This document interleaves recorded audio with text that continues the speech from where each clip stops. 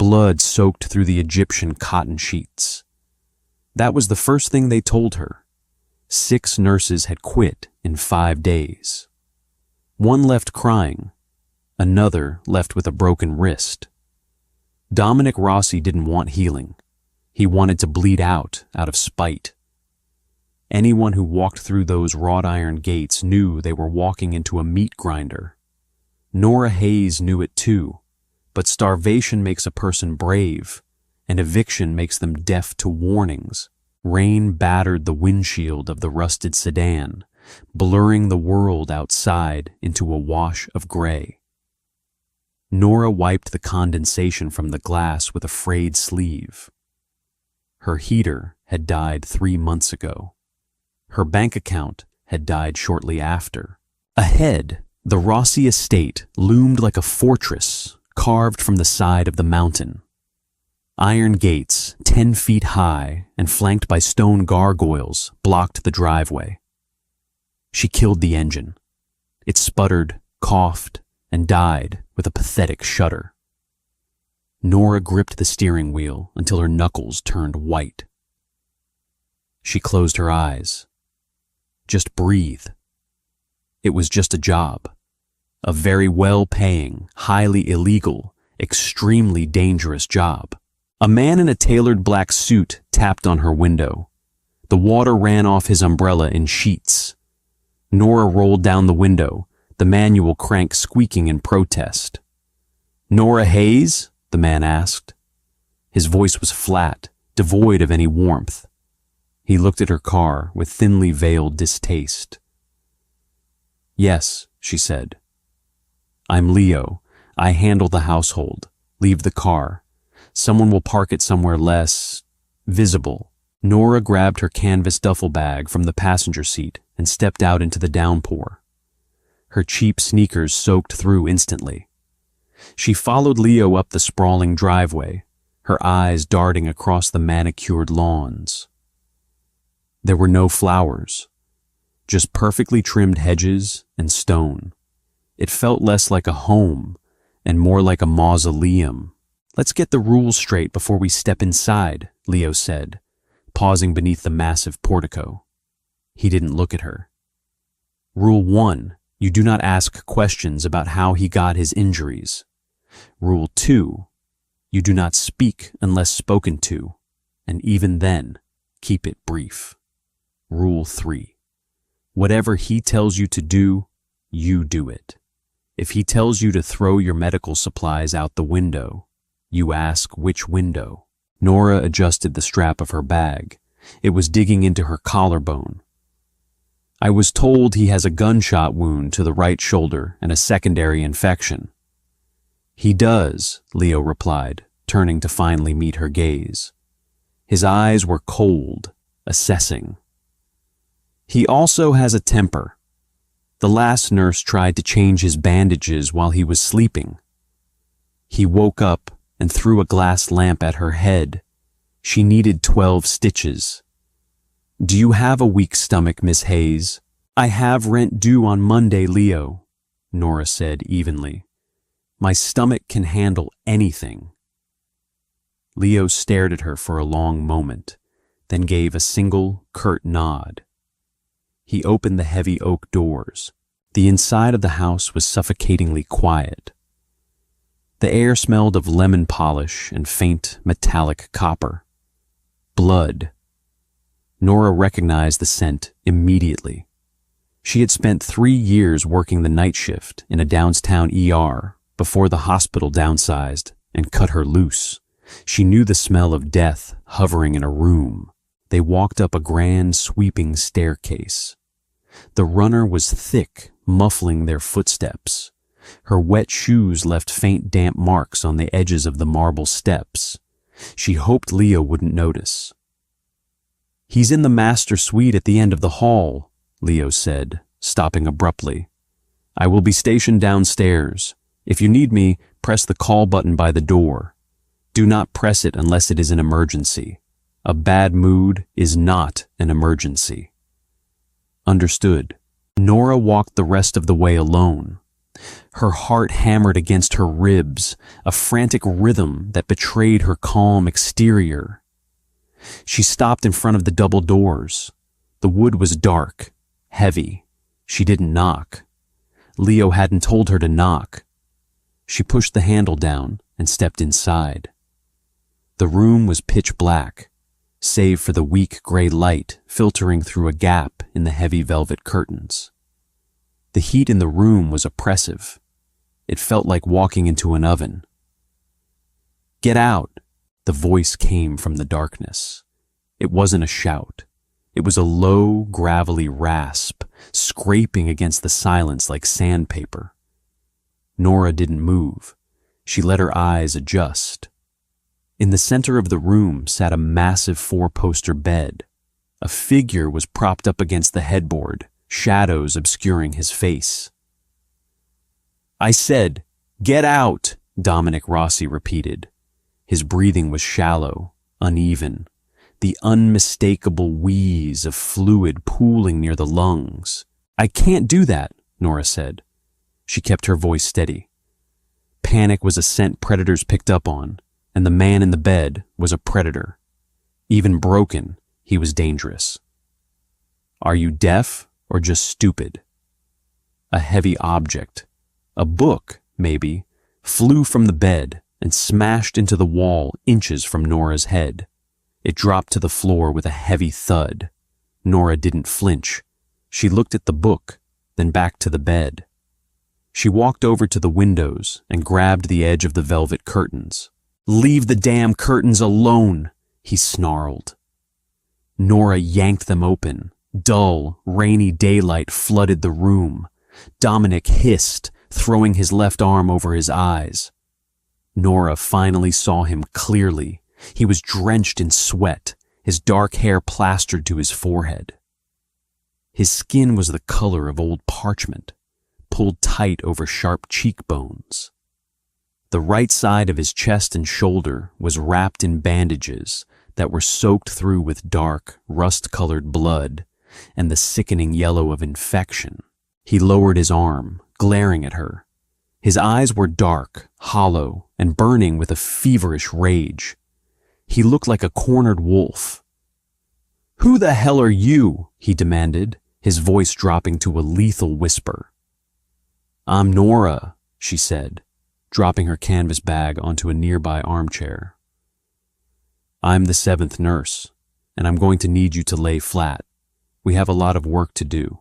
Shadows stretched across the Persian rug as the afternoon rain turned into a torrential evening downpour. The silence in the room was heavier now, thicker. Dominic hadn't moved. He was still glaring at her, his jaw set so hard Nora thought his teeth might crack. "I don't need a nurse," Dominic said, every word a deliberate strike. "I need you to walk out that door, tell Leo to pay you for the day, and never come back." Nora ignored him. She unzipped her duffel bag and began pulling out her supplies. Sterile gauze, saline solution, heavy-duty antibiotics, a fresh scalpel, suturing kits. She lined them up on a silver tray she found on the bedside table, pushing aside a half-empty bottle of bourbon to make room. The clinking of metal on metal seemed to aggravate him.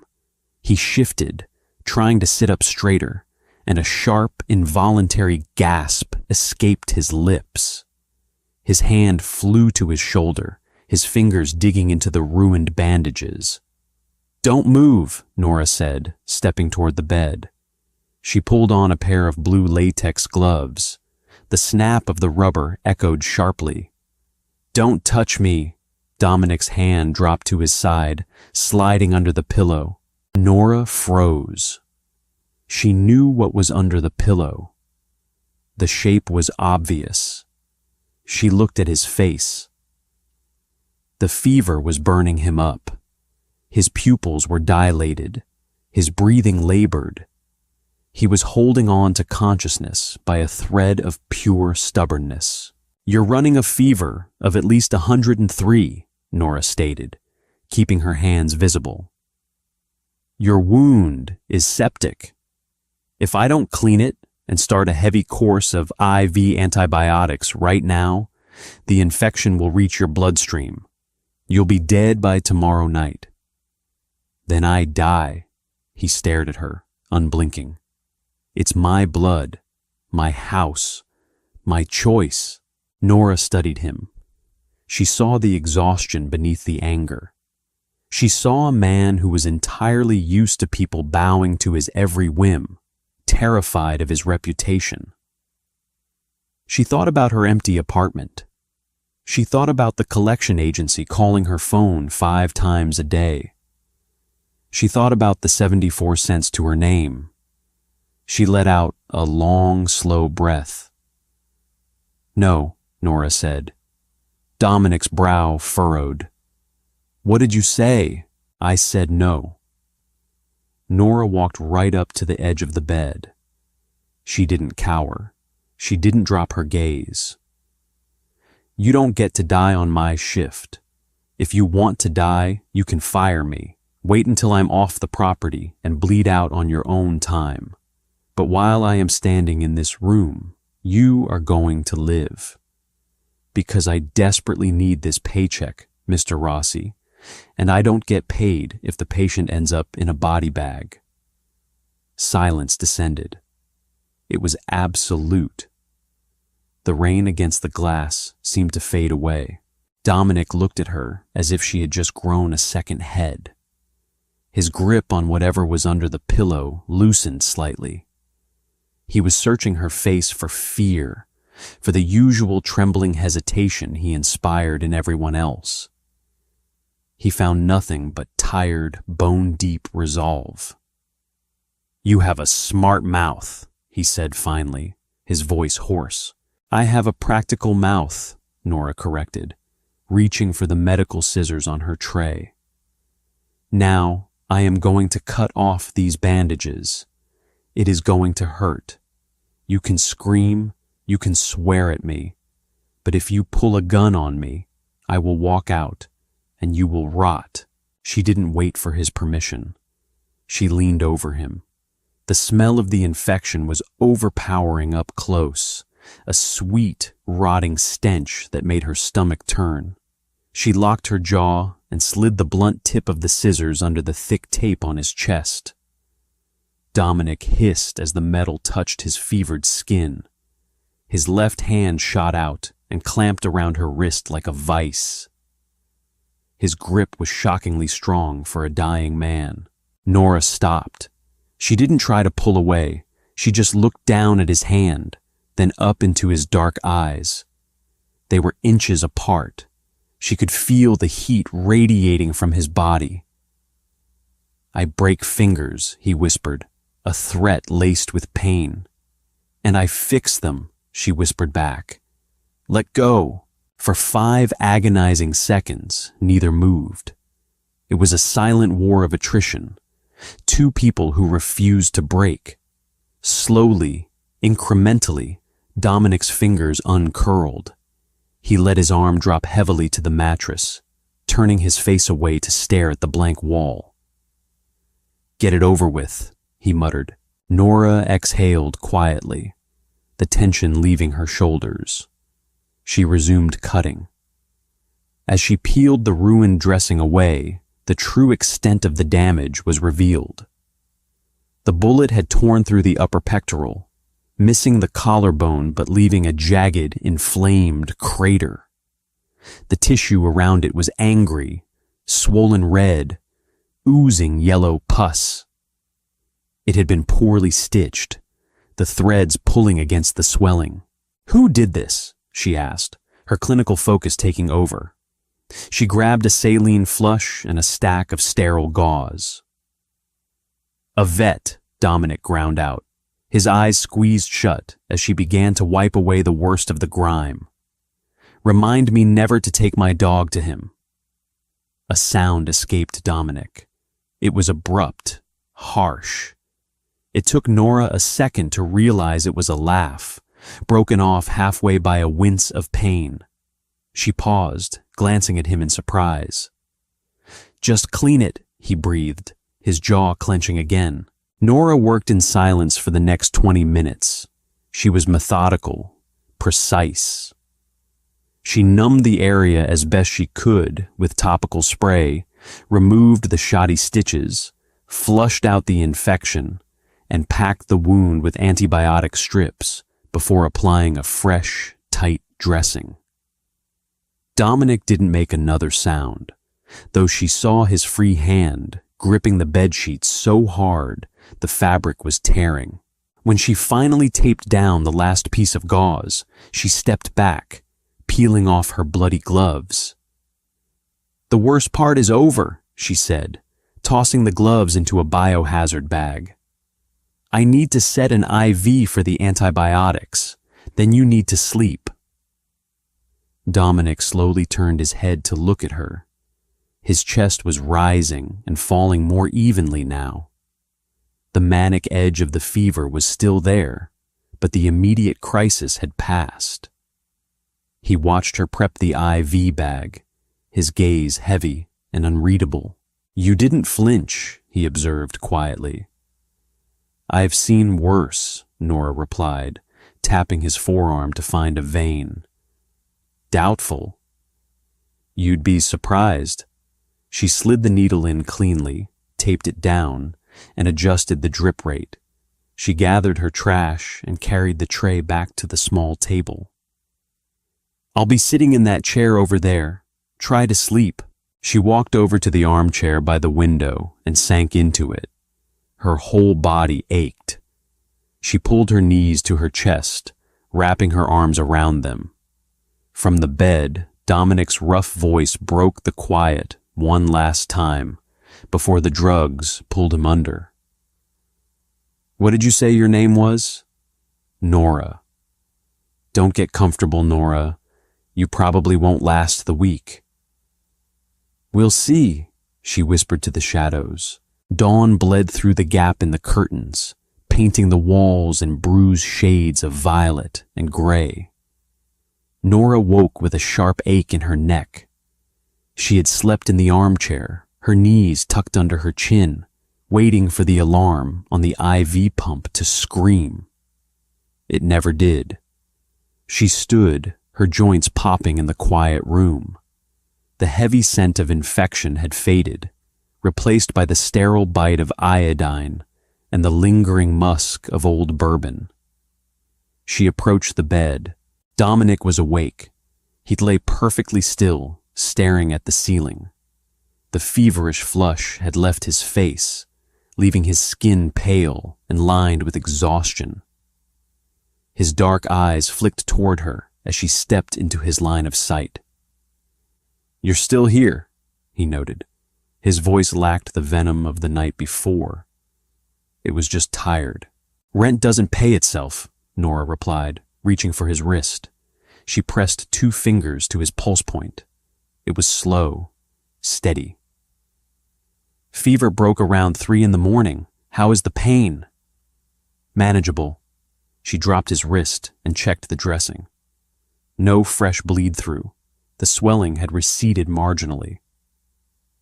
"I need an actual number, Mr. Rossi. 0 is nothing. 10 is you want me to knock you unconscious." 2. "You're lying." She turned to her tray, snapping on a fresh pair of gloves.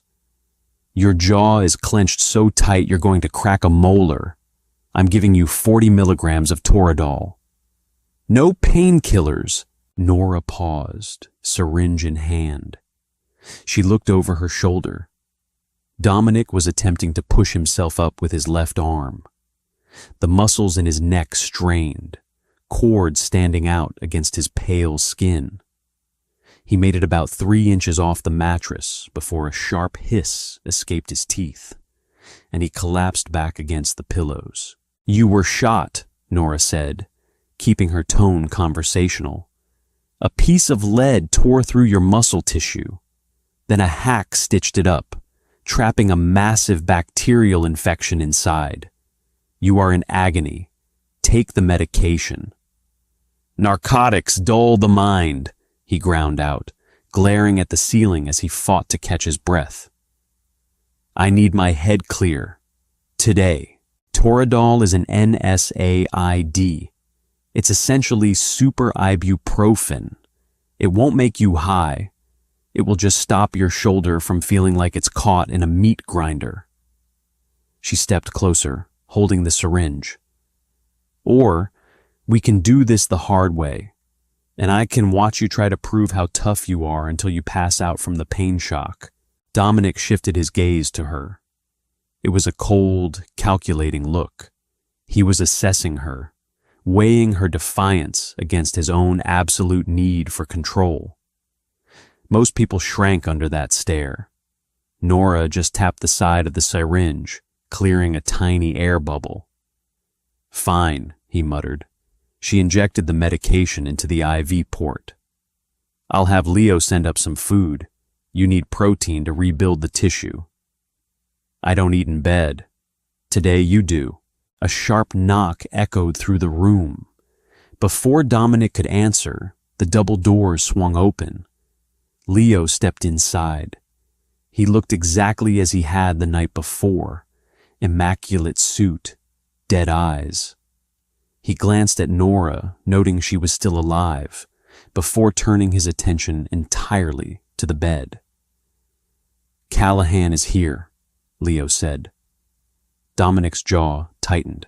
He didn't look at Leo. He looked at the far wall. "He's early. He's anxious. Word is spreading that you haven't been seen at the docks in 4 days. They're getting restless. He wants a face-to-face to confirm the rumors are false." "Send him up in 10 minutes. "No," Nora interjected. Both men snapped their attention to her. Leo's expression remained blank, but his posture stiffened. Dominic's eyes narrowed into dark slits. "Excuse me?" Dominic said softly. It was the kind of soft that preceded violence. "You are not taking a meeting," Nora said. She stripped off her gloves and threw them in the biohazard bag. "Your immune system is completely compromised. Your blood pressure is borderline hypotensive. You need sleep, hydration, and a sterile environment. Bringing some street thug in here carrying God knows what kind of germs is out of the question." Leo let out a breath that sounded suspiciously like a scoff. "Miss Hayes, you are here to change bandages. Do not overstep." "I am here to keep him alive," Nora fired back, turning on Leo. "If you bring someone in here and he catches a secondary infection, he will end up in an ICU on a ventilator. Can he run his business from a hospital bed with a tube down his throat?" Leo fell silent. He looked at Dominic, waiting for the order to drag her out of the room. Dominic watched Nora. The anger in his eyes was slowly morphing into something else, something resembling dangerous curiosity. He had surrounded himself with killers, extortionists, and sycophants for a decade. None of them spoke to him like this. None of them dared. "Callahan will see me as weak if I cancel," Dominic said, his voice dropping to a low rumble. "In my world, weak means dead." "In my world," Nora countered, leaning over the bed, planting her hands firmly on the mattress, "sepsis means dead. I don't care about Callahan. I care about your white blood cell count. You can see him tomorrow." Dominic held her gaze. The silence stretched, thick and heavy. The grandfather clock in the hallway ticked rhythmically.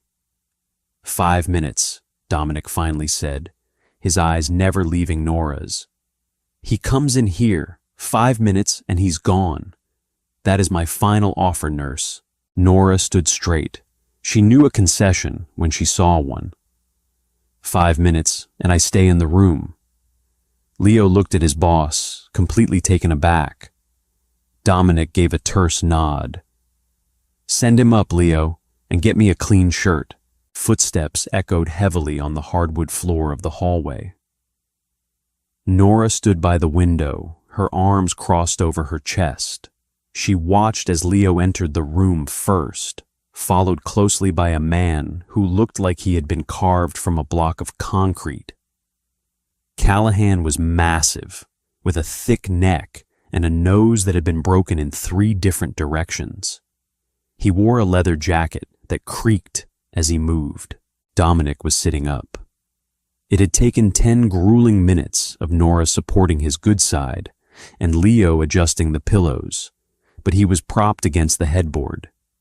He wore a black button-down shirt draped loosely over his uninjured left side, the right side unbuttoned to accommodate the bandages. He looked pale, but the Toradol was working. His eyes were sharp, devoid of the feverish haze. He looked like a king holding court in his bedchamber. Callahan stopped near the foot of the bed. His eyes darted around the room, landing briefly on the IV stand, then on Nora. He sneered, a flash of gold teeth showing in the dim light. "You look like hell, boss," Callahan said. His voice boomed, too loud for the quiet room. "I've had a busy week, John," Dominic replied, his tone smooth, dangerously calm. "What do you want?" "Just making sure things are stable. The boys at the port are getting nervous. Shipments have been delayed. Word on the street is the Rossi family is bleeding." Callahan took a step closer to the bed. It was a subtle move, an intimidation tactic. Nora saw Dominic's left hand twitch on the mattress. She recognized the predatory stillness that overtook him. He was calculating distance, leverage, weakness. "The shipments are delayed because customs rotated their shift supervisors early," Dominic said flatly. "I handled it. The product moves tonight at midnight. As for the bleeding..." Dominic leaned forward slightly. The movement clearly cost him, a bead of sweat forming on his temple, but his face remained a mask of stone. "Who exactly is saying that?" Callahan shifted his weight. The confidence wavered. "Just rumors, Dominic. You know how guys talk when you ain't around to put the fear in them. Give me a name. It's nobody specific. Give me a name, John, or I'll assume it was you." The threat hung in the air, heavy and absolute. Callahan swallowed hard. The massive man suddenly looked very small under Dominic's unwavering stare. "O'Keefe," Callahan muttered. "Mick O'Keefe. He was running his mouth at the tavern last night." Dominic leaned back against the pillows. He looked at Leo. "Take care of Mick O'Keefe. Make sure it's public and loud." "Understood," Leo said, his face impassive. "Tell the boys at the port they get double time for the midnight shift. And tell them if I hear another rumor about my health, I'll start taking tongues." Dominic's eyes snapped back to Callahan. "Are we clear?" "Crystal, boss." Callahan was practically sweating now. He took 2 steps back. "Get out." Callahan turned and practically jogged out of the room. Leo followed, pulling the heavy double doors shut behind him with a soft click. The second the latch caught, the facade shattered. Dominic let his head drop back against the headboard, his eyes sliding shut. The color drained from his face entirely. A sharp, ragged breath tore from his lungs, and his left hand gripped the sheets with white-knuckled intensity. The adrenaline was crashing, leaving nothing but the raw, unadulterated pain behind. Nora was beside the bed in an instant. She grabbed a towel from her tray and wiped the cold sweat from his forehead. "You pushed it," she said softly. There was no "I told you so" in her voice, just fact. "Had to," he rasped, his chest heaving. "Sharks smell blood in the water." "They didn't smell anything today." She checked his pulse. It was racing, a frantic rabbit rhythm. "You played the part well. Now stop playing it for me." Dominic opened his eyes. They were completely unguarded for the first time. The Ruthless Mafia boss was gone, replaced by a broken man running on empty. He looked at her hand, still holding the towel against his brow. It was cool, soothing. "Why aren't you afraid of me?" he whispered. The question seemed to slip out before he could stop it. Nora paused. She looked down at him, really looked at him. She saw the scars crisscrossing his left collarbone, the defensive wounds on his forearms. He lived in a world built on terror, and he couldn't comprehend someone who didn't subscribe to it. "I spent 3 years in an emergency room, Dominic," she said, using his first name for the first time. "I've had men twice your size pull knives on me because they wanted drugs. I've held a mother while she screamed over her dead child. I've seen the absolute worst things this world has to offer, and I had to go back to work the next day with a smile on my face."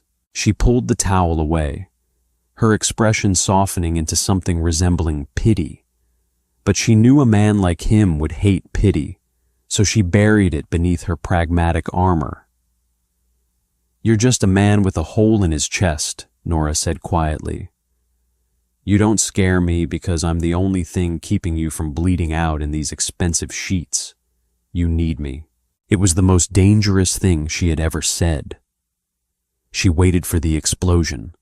She waited for the cold, dead eyes to return, for the threat of violence to fill the room. Instead, Dominic let out a long, shuddering sigh. He turned his head slightly, his cheek resting against the pillow, his dark eyes locking onto hers. "Yes," he admitted, the word barely a breath. "I do." Nora felt a strange, cold shiver run down her spine. The dynamic in the room had shifted. The line between captor and employee had blurred, leaving them entirely untethered in the quiet dark. She picked up a fresh syringe, pushing the complicated knot of emotion away. "Let's get you back to sleep," she said, her voice steady. "We have a long way to go." 3 days bled into 4. The heavy velvet curtains remained open, dictating the passage of time through the shifting angles of pale sunlight and the relentless, driving rain. The suffocating heat of the master suite gradually cooled as Dominic's fever finally broke and stayed down. The IV pole, once a lifeline, now stood empty in the corner. Nora did not leave the room. She slept in snatches on the small velvet sofa, waking at the slightest shift in his breathing. She ate whatever Leo left on a tray outside the door. Cold toast, black coffee, heavily salted soup. She was running on adrenaline and caffeine, her scrubs wrinkled, her hair tied in a messy, permanent knot at the nape of her neck. Dominic was a terrible patient. As the septic haze lifted, his energy returned in sharp, aggressive bursts. He hated being confined to the bed. He hated the weakness in his limbs. Most of all, he hated that Nora had to help him sit up, drink, and change the heavy bandages. He bore the indignity with a seething, silent fury that kept the tension in the room coiled tight enough to snap. "You're pulling the tape too hard," Dominic gritted out. He was sitting on the edge of the mattress, his feet flat on the floor. His left hand gripped the edge of the nightstand. "I'm pulling it exactly as hard as I need to, so the gauze doesn't slip when you inevitably try to walk to the bathroom on your own again," Nora replied. She smoothed the medical tape over his chest, her touch clinical and firm. "I made it to the bathroom just fine." "You made it halfway to the door, swayed like a drunk, and nearly tore your new stitches," she corrected, not looking up. "If Leo hadn't caught you, you would have face-planted on the hardwood." Dominic scowled, looking away. His pride was bruised deeper than his flesh. The angry red crater in his shoulder was granulating, healthy pink tissue slowly knitting together from the edges. It was a brutal, ugly scar in the making, but it wasn't infected. Nora stepped back, tossing the empty tape roll into the trash. She grabbed a clean towel and wiped a bead of sweat from her own forehead. The room was quiet. The rain had finally stopped, leaving a heavy, humid silence in its wake. "Why are you broke, Nora?" The question hit the air like a dropped weight. Nora froze, the towel halfway to the hamper. She looked at him. He was watching her with that same unsettling, predatory focus he used on his men. He wasn't asking to make conversation. He was dissecting her. "That falls under the category of none of your business," she said, turning away to organize her tray. "You're a highly skilled trauma nurse. You don't flinch at blood, you don't panic under pressure, and you know how to handle a gunshot wound better than half the mob doctors in this city." He leaned forward slightly, resting his good forearm on his knee. "Someone with your resume should be pulling a massive salary at a private hospital. Instead, you're driving a car that sounds like a lawnmower and risking your life for cash in an envelope." Nora's hand stopped moving. She stared down at the sterile silver instruments, her reflection warped in the metal. She could tell him to go to hell. She should tell him to go to hell. But the utter exhaustion in her bones eroded her usual defenses. "I got sued," she said, her voice flat. Dominic didn't speak. He just waited. 2 years ago, a kid was brought into the ER, 16 years old, hit and run. His chest was crushed. The attending physician froze. He just panicked. People do that sometimes, even doctors. Nora gripped the edge of the table, her knuckles white. The kid was coding. His lungs were filling with blood. If we waited for the attending to snap out of it, the boy was going to die on the table. She closed her eyes, the memory rushing back with sickening clarity. The alarms, the smell of copper, the frantic, useless chest compressions. So I grabbed a scalpel and a chest tube. I bypassed the attending. I cracked his ribs, drained the blood, and inflated the lung. I saved his life. "And they fired you for it," Dominic guessed, his voice low, devoid of judgment. "They fired me for practicing medicine without a license. The hospital panicked about liability. They blacklisted me. The attending filed a civil suit against me for emotional distress and professional sabotage to cover his own incompetence. I spent every dime I had, my savings, my retirement, my equity, fighting it in court. I won the case, but I lost everything else." She finally turned to look at him. She expected to see pity. She hated pity. But Dominic was just nodding slowly, his dark eyes understanding in a way that made her stomach drop. He understood the brutality of a system designed to protect the powerful at the expense of the competent. "You broke the rules," he said softly. "I did. And you learned the hard way that doing the right thing doesn't mean you win." "Yes." Nora crossed her arms over her chest, suddenly feeling very cold despite the humidity. "So I stopped caring about doing the right thing. Now I just care about paying my rent, which means keeping you breathing. Turn around. I need to check your temperature." Dominic didn't argue. He shifted his weight, allowing her to step close again. As she leaned in with the thermometer, he didn't look away. The distance between them was practically non-existent. She could feel the steady, thumping heat of his chest. "For what it's worth," Dominic murmured, the gravel in his voice vibrating against the quiet. "I think you did exactly what you had to do. In my world, We don't punish people for stepping up when the boss chokes. Nora swallowed hard, stepping back as the thermometer beeped. Good thing we aren't in your world, Mr. Rossi.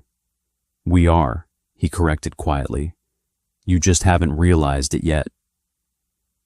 Glass shattered on the ground floor. It wasn't a sharp, accidental sound. It was the heavy, concussive crash of a reinforced window, caving in under immense force. The noise ripped through the silence of the mansion like a gunshot. Nora bolted upright on the velvet sofa, her heart slamming against her ribs. The digital clock on the nightstand read 2:14 a.m. Before she could process the sound, the heavy oak doors of the bedroom flew open. Leo stood in the doorway, a suppressed submachine gun strapped across his chest. He was bleeding from a cut above his left eye, the red stark against his pale skin. "We have a breach," Leo said, his voice entirely devoid of panic. He looked directly at the bed. 4 men, heavily armed. They took out the perimeter guards. Callahan sold us out.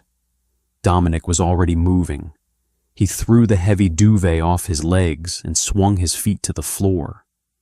His face was gray, the sudden adrenaline fighting a vicious war against his recovering body. He reached under his pillow, his hand emerging with a heavy, black semi-automatic pistol. "How long until backup arrives?" Dominic asked, his voice a harsh rasp. 10 minutes, maybe 12, Leo replied, stepping into the room and locking the heavy deadbolt behind him. "They're on the stairs. We can't hold this room. The walls aren't reinforced."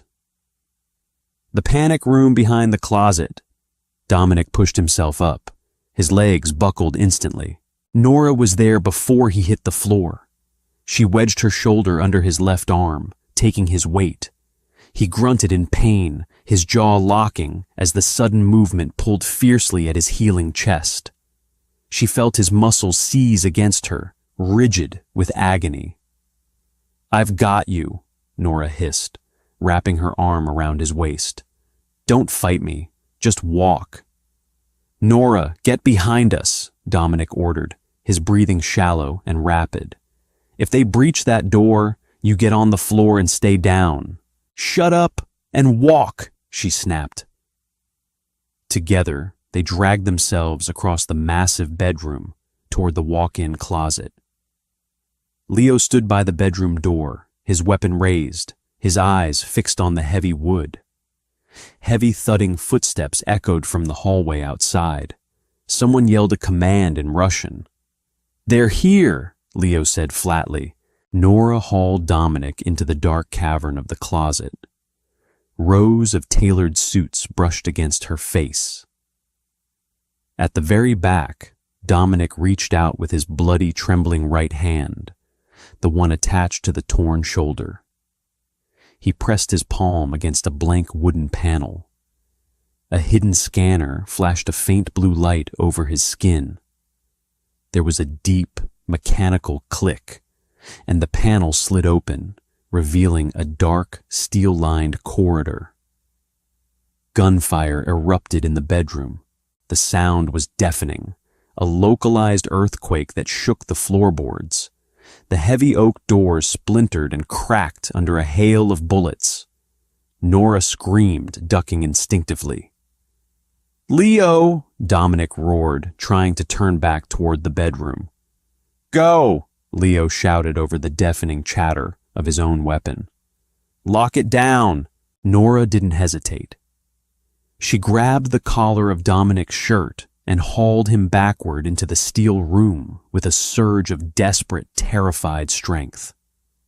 He stumbled over the threshold, pulling her down with him. They hit the cold metal floor hard in a tangle of limbs. Nora scrambled to her knees and slammed her hand against the glowing red button on the inside of the doorframe. The heavy steel panel slid shut with a brutal hiss, sealing with a final, airtight thud. The gunfire was instantly silenced. The room plunged into absolute pitch-black darkness. Nora lay on the floor, gasping for air. Her lungs burned. Her hands were shaking violently. Beside her, Dominic was utterly silent. For a terrifying second, she thought he was dead. "Dominic," she whispered, the panic finally cracking her voice. She heard a sharp intake of breath, followed by a wet cough. She crawled toward the sound, her hands blindly searching the dark. Her fingers brushed against the fabric of his shirt. It was wet. Very wet. "Don't turn on the light," Dominic choked out. His voice was incredibly weak. "You're bleeding," she said, her hands moving frantically over his chest. She found the thick pad of gauze. It was soaked through. The violent movement had torn the fragile new stitches open. Warm blood coated her fingers.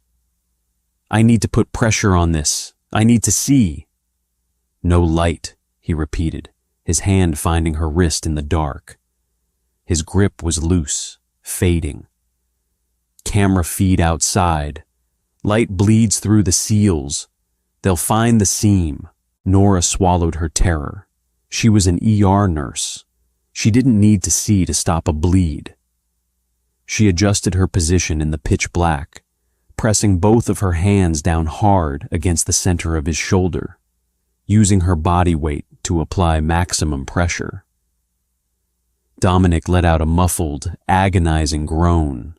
His good hand flew up, grabbing her hip to brace himself against the blinding pain. "I'm sorry," she whispered fiercely into the dark. "I'm sorry. I have to." "Do it," he breathed, his forehead resting weakly against her knee. They sat in the suffocating darkness for what felt like hours. The air grew stale, heavy with the metallic tang of blood and the sharp scent of fear. Nora kept her weight locked down on his chest, her hands slick and cramping. Dominic's breathing grew ragged, his forehead burning against her leg as the pain threatened to drag him under. She realized, with a sudden, jarring clarity, that she was no longer just doing a job. The line had been crossed. The moment she dragged a mafia boss into a hidden vault and covered his wounds in the dark, she stopped being the hired help. She was an accomplice. And as his hand gripped her hip tighter, anchoring him to the living world, she realized she didn't care. Time dissolved in the absolute blackness of the steel vault. It could have been 10 minutes or 3 hours. Nora measured the passage of reality through the frantic, uneven rhythm of Dominic's pulse beneath her blood-slicked fingers. Her shoulders burned with a fierce, lactic ache from holding her body weight over his chest. Her knees, pressed against the unforgiving metal floor, were entirely numb. He was slipping. She could feel it in the slackening of his muscles and the shallow, reedy quality of his breathing. "Talk to me," Nora demanded. Her voice cracked, betraying the dry terror in her throat. She pressed down harder on the wound. Dominic groaned, a wet, rattling sound. "You're heavy. And you're bleeding out in a closet. Tell me something. Anything. Keep your brain engaged, Dominic." Silence stretched. For a terrifying second, she thought she had lost him. She shifted her weight, preparing to start chest compressions blindly in the dark. Then his good hand moved.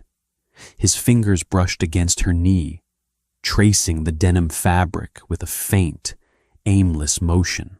"When I was 9, Dominic rasped, every word a visible effort. "My father took me to the docks, showed me a shipping container full of stolen copper wire. He told me, he said, 'People will kill you for the wire, Dom, but they'll bow to you if you own the port.'" He coughed, his chest hitching violently under her hands. Warm blood surged against her palms, seeping between her fingers. Don't talk about your father, she ordered, her voice trembling. Talk about something else. Talk about a dog. Did you ever have a dog? A Doberman, he whispered. The edge of his voice was featherlight now. Called him Duke. He bit a contractor. Had to put him down. You're terrible at this. A faint, breathy sound escaped him. A laugh. It was a bleak, broken sound in the dark. You asked.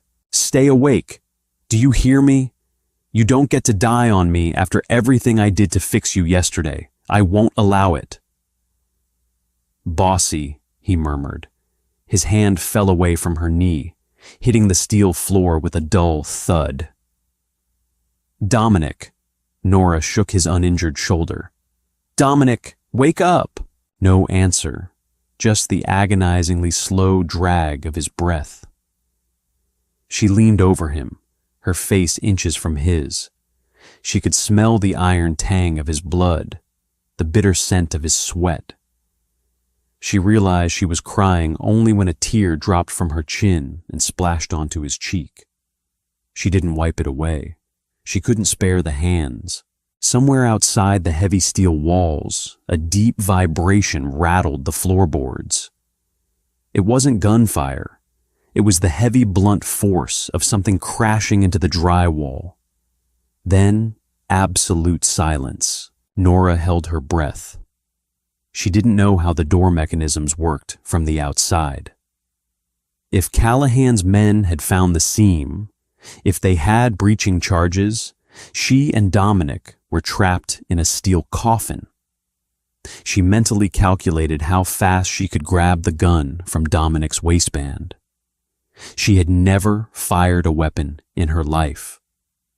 She figured she could at least make enough noise to slow them down. A heavy, metallic clank echoed above their heads. The airtight seal released with a sharp hiss. Nora threw her body completely over Dominic, shielding his head and chest with her own back, squeezing her eyes shut against the impending blast. The panel slid open. Harsh, blinding light poured into the vault. Stand down, Miss Hayes. It's clear. Nora gasped, whipping her head around. She squeezed her eyes shut against the sudden glare, blinking rapidly until the blurry silhouette in the doorway came into focus. Leo stood there. His immaculate black suit was ruined, covered in white drywall dust and dark splatters of blood. His left arm hung limply at his side, and a fresh cut dragged from his cheekbone to his jaw. Behind him, 3 men in tactical gear with assault rifles were securing the wrecked remains of the master bedroom. We need a stretcher, Nora choked out, her voice raw. She didn't move her hands from Dominic's chest. He tore the sutures. He's hypovolemic. If we don't get him on fluids and pack this wound in 3 minutes, he's gone. Leo didn't waste time nodding. He snapped his fingers at the tactical team. Get the kit from the basement. Move. 2 of the men rushed into the closet, their heavy boots loud on the hardwood. They didn't look at Nora with the usual disdain reserved for outsiders. They looked at her with a grim, calculating respect. They saw the pool of blood spreading across the steel floor. They saw the ER nurse who had spent the last hour literally holding their boss's life inside his body. They hauled Dominic out of the vault. Nora stayed attached to his side, her hands locked in place, walking on her knees until they got him onto the flat surface of the ruined mattress. Hold him, Nora barked at the nearest guard. The man immediately pressed his massive hands over hers, taking over the pressure. Nora stumbled backward, her arms dropping to her sides. They were painted crimson up to the elbows. She looked around the room. The walls were chewed to pieces by automatic fire. The windows were gone. The velvet curtains were shredded ribbons. Leo approached her, holding out a clean white towel. "The backup arrived," Leo said quietly, watching her wipe the blood from her trembling fingers. "Callahan's men are dead. We are moving him to the basement medical bay. You will need to restitch the wound." "He needs a real hospital, Leo," Nora said, her voice hollow. "He goes to a hospital. The feds take him into custody the second he wakes up. You know the rules." Leo looked at her. The cold, dead expression was gone, replaced by a weary pragmatism. "You kept him alive in a box. You can fix him in a sterile room. Let's go." Fluorescent lights hummed with a low, maddening buzz. The basement medical bay was a stark contrast to the opulence of the floors above. It was entirely concrete and steel, smelling fiercely of bleach and ozone. It looked like a morgue. Right now, Nora was fighting desperately to make sure it didn't become one. Dominic was unconscious on the steel examination table. 2 bags of O-negative blood hung from IV poles, pushing life back into his drained veins. Nora worked with a frantic, hyper-focused precision. She had flushed the wound with copious amounts of saline, suctioned the pooling blood, and was now meticulously restitching the torn muscle tissue. Her back screamed in protest. Her scrubs were ruined. She hadn't slept in over 30 hours, but her hands were steady. They had to be. Leo stood in the corner, his own arm wrapped in a crude field dressing. He was watching her work. He hadn't said a word in 45 minutes. "Needle driver," Nora said, holding out her hand without looking up. A moment later, the cold metal instrument was slapped into her palm. Not by Leo. Nora glanced up in surprise. One of the tactical guards, a massive man with a heavily tattooed neck, was standing beside the tray, acting as her scrub nurse. He handed her the tools with surprising delicacy. "Thanks," she muttered, returning her focus to the wound. "You saved the boss," the guard grunted, his voice like grinding stones. "You need anything, you just point." It was a stark realization. She wasn't just the hired help anymore. She had crossed a threshold. In their eyes, she had proven her loyalty under fire. She was part of the machinery now. The thought sent a cold shiver down her spine, but she pushed it aside, tying off the final thick nylon suture. She packed the wound with fresh antibiotic gauze, taped it down heavily, and stepped back, letting out a long, shuddering breath. "He's stable," Nora announced to the quiet room. "The blood pressure is coming up. The sutures will hold, provided nobody throws him into a panic room again." Leo stepped out of the shadows. "He will sleep? He better. The cocktail of sedatives and painkillers I just pushed into his IV would knock out a horse. He'll be out for at least 12 hours. Nora stripped off her bloody gloves and tossed them into a red biohazard bin. She leaned against the metal counter, suddenly feeling the crush of her exhaustion. Her legs were shaking. "Callahan?" Nora asked, the name tasting bitter in her mouth. "Gone to ground," Leo replied flatly. "He knows the hit failed. He will try to rally the outer factions, claim Dominic is weak, claim he's unfit to lead. We have men tearing the city apart, looking for him. And when you find him," Leo looked at her.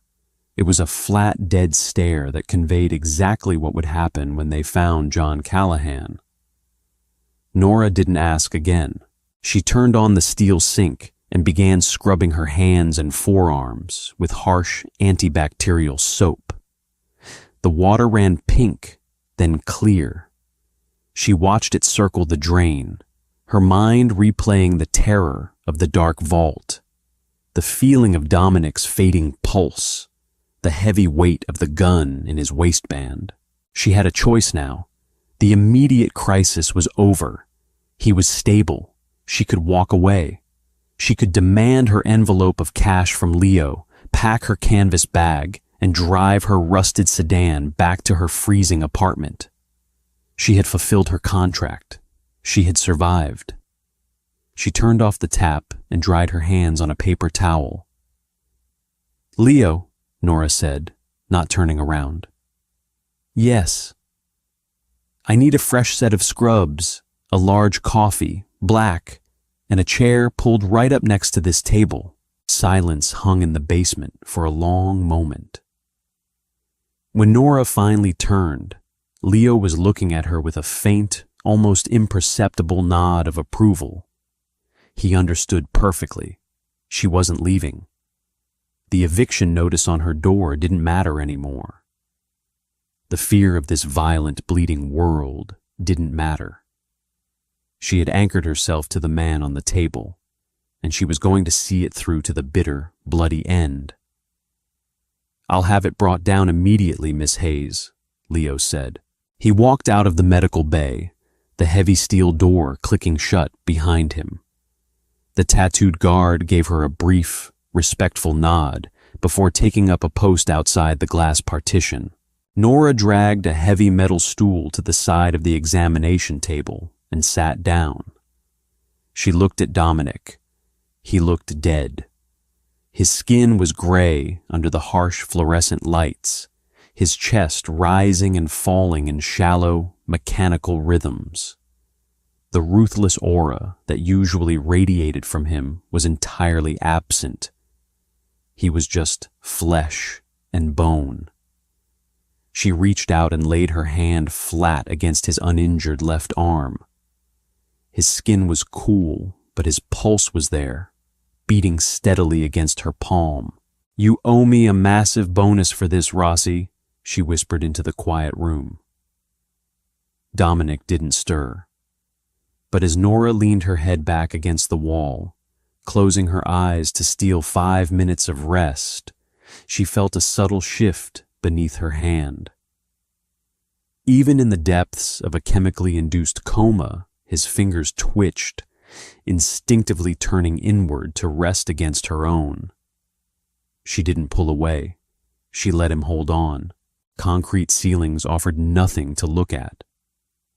Nora traced the hairline fractures in the gray cement above the examination table, her eyes burning with gritty exhaustion.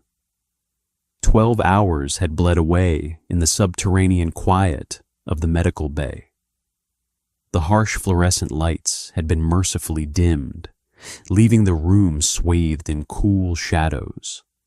A sharp, sudden intake of air broke the silence. Dominic's left hand shot out blindly, a defensive strike aimed at an invisible threat. His fingers closed on empty air, his body jerking upward before the agony in his right shoulder slammed him back down against the steel table. A low, guttural groan tore from his throat. Nora was out of her chair instantly. She caught his flailing left wrist, pinning it gently but firmly against the mattress. "Don't move. You tear those stitches again, and I will personally shoot you," she warned, her voice a rough whisper. Dominic's chest heaved. His eyes flew open, wild and unfocused, blown wide by the heavy narcotics. It took him several seconds to find her in the dim light. The feral panic in his gaze slowly dissolved, replaced by a profound, agonizing weariness.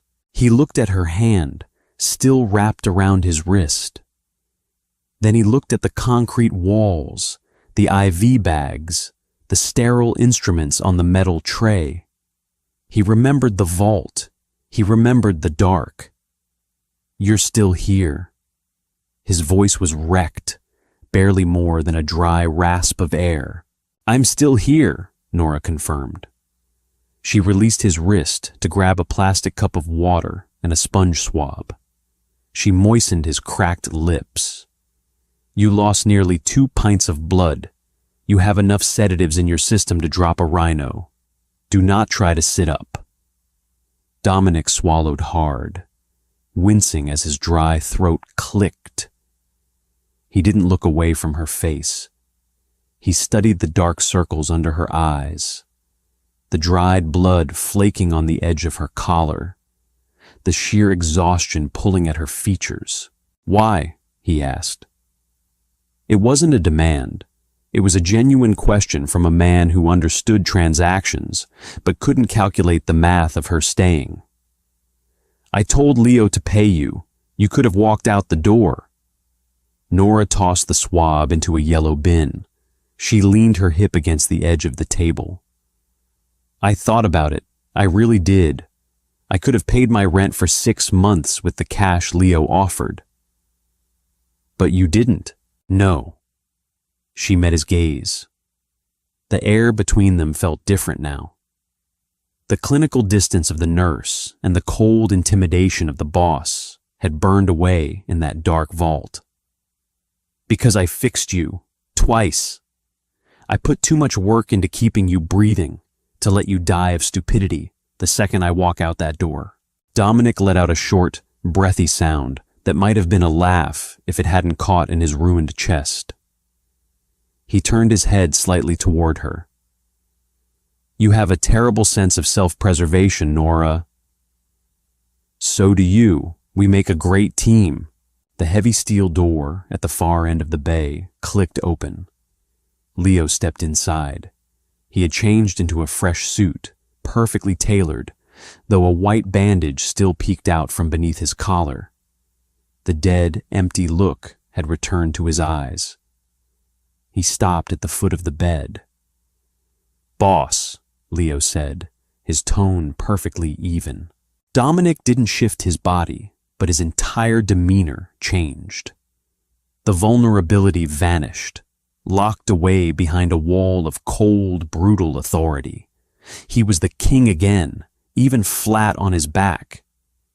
"Status," Dominic commanded. "Callahan is handled," Leo reported. "He tried to board a freighter headed for South America.